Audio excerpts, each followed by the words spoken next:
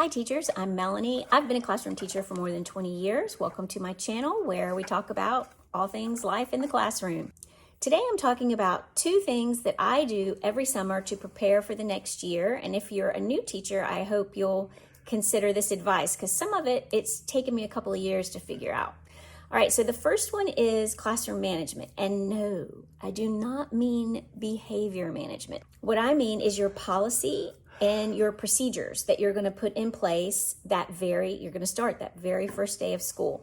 I know that this can seem very overwhelming. What exactly do I mean by policies and procedures? If you're a new teacher, these are things you have to think about. How are they going to turn homework in? How are you going to distribute papers? How are you going to distribute graded papers? What about how are your students going to get makeup work from an absence? How are they going to make up a test that they missed? You need to think about what kind of procedure you want to have in place for this because it is bound to happen. You also have to consider, how do you want your kids to move around your room? Do you want them to have to raise their hand before they get up out of their seat? Are they free to go sharpen a pencil? Is there a rule about how many people can be at the pencil sharpener at one time? Depending on the age of the child, I'm sure some high school teachers are thinking that's ridiculous.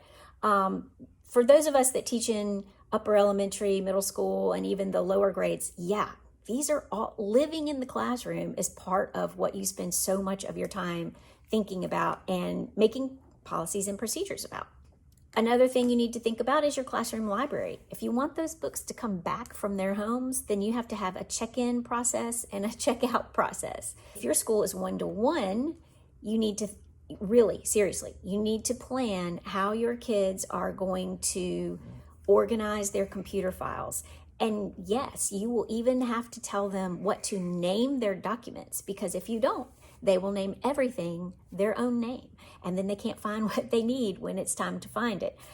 So of course, some of these policies and procedures will be dictated by your school, but within the four walls of your classroom, these are the things you need to decide, and you need to think about them ahead of time, because if you don't, when the unexpected happens, and it will happen, you won't have so many decisions to make because most of them have already been made, and you'll just have to deal with the few unexpected things that come up.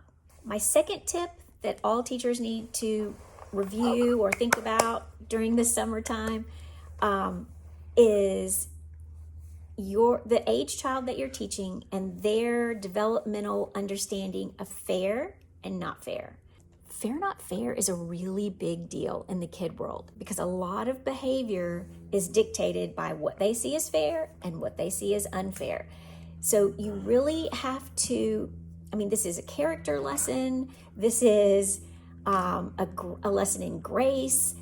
And yet it's also, I have to stick to all these policies and procedures that I've just made. That fine line between following the rules and grace, kids eventually get to where they see that. But when you're teaching upper elementary or middle school, there are some kids that see it and some kids that don't. And you have to help those understand the difference between fair and not fair. One thing I've said to older kids that are struggling with this idea is, grown-ups argue about fair and not fair every day. What do you think the court system's about? What do you think politics is about? There's a lot of grown-ups who have a hard time figuring out fair and not fair. While we're in school, what's fair and what's not fair is a big deal, and it needs to be taught. It took me a lot of years to figure this out. And I think what tipped me over was there was a really obvious thing that happened one day in PE where the class came back and one boy was very upset because the coach had selected so-and-so to, have the last at bat or whatever it was.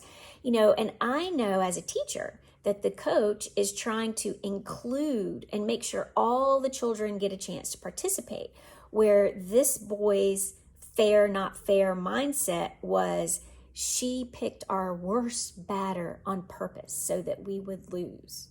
And we had to have a private conversation about what is the teacher's goal and what was your goal, and then what happens in between. And we had to have a conversation about, a teacher's job is to make sure everyone's learning and everyone's getting a chance. And you need to remember that, blah, blah, blah.